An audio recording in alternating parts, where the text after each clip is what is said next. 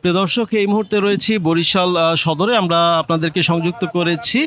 আমরা একটু আপনাদেরকে জানাতে চাচ্ছি যে এনসিপির এই পথসভাকে কেন্দ্র করে কিন্তু বরিশালে ইতিমধ্যে স্টেজ সম্পন্ন হয়ে গিয়েছে। আমরা যদি একটু দেখানোর চেষ্টা করি যে এনসিপির এই পদযাত্রা পথসভাকে কেন্দ্র করে কিন্তু উৎসুক জনতার ভিড় বরিশাল এই সদরে। আমি যদি আপনাদেরকে একটু দেখাই এবং আমরা একটু প্রস্তুতি সম্পর্কে আপনাদেরকে জানানোর চেষ্টা করব। আমার সাথে কমিটির একজন রয়েছেন বরিশালের।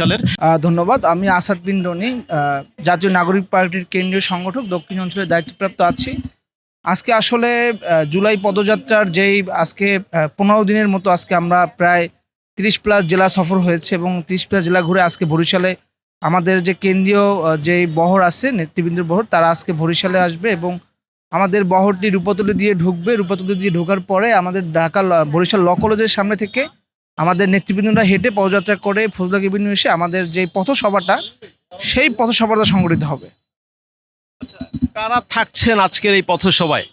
আজকে পথসভায় জুলাই অভ্যুত্থানের অন্যতম মহানায়ক নাহিদ ইসলাম, সারজিস আলম, হাসনাত আবদুল্লাহ সহ তাসনিম জারা সহ একাধিক নেতৃবৃন্দ, প্রায় 40+ কেন্দ্রীয় নেতৃবৃন্দ আজকে এই পথসভায় অংশগ্রহণ করছেন।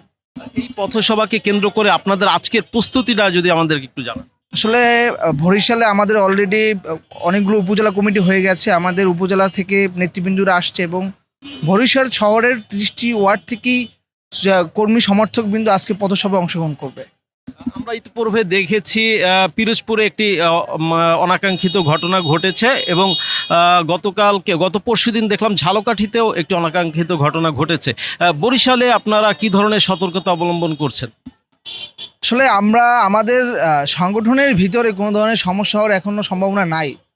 তারপরও যদি বহিরাগত এসে কেউ এই পথসভাকে বিতর্কিত করার জন্য তারা যদি কোনো ধরনের বিশৃঙ্খলা সৃষ্টি করার অপচেষ্টা চালায়, ইনশাল্লাহ আশা করি তাদের বিরুদ্ধে আইন শৃঙ্খলা বাহিনী যথাযথ পদক্ষেপ নেবে। প্রশাসনের কথা বললেন, প্রশাসনের আপনাদের সহায়তার বিষয়টা যদি একটু জানতে চাই যে তারা কি ধরনের সহায়তা করছে বা তাতে কি আপনারা সন্তুষ্ট কিনা? প্রশাসন আমাদের সাথে যতটুকু নিরাপত্তা দেওয়ার জায়গা আছে তারা তাদের জায়গা থেকে করছে। আমরা আশাবাদী, আমরা আশা করি এখন পর্যন্ত আগ পর্যন্ত কোনো ধরনের প্রবলেম ফেস করতে আমাদের হয় না। আমরা আশাবাদী যে কোনো ধরনের প্রবলেম ফেস ছাড়াই আমরা আমাদের এই পথসভাটি সফলভাবে শেষ করতে সম্মত হব। আজকের এই বরিশালের পরে তাদের টার্গেটটা কোন দিকে আপনাদের পথসভা? আমাদের আজকে বরিশালের পরে আমাদের ঢোকা হবে ঢাকা বিভাগে এবং আমাদের পথসভাটা শুরু হবে আগামীকালকে আমাদের মাদারীপুর, গোপালগঞ্জ, শরীয়তপুরে আমাদের পথসভা হবে। এভাবেই করেই আমাদের 64 জেলায় আমাদের পথসভাটি হবে এই 1 মাসের ভিতরে।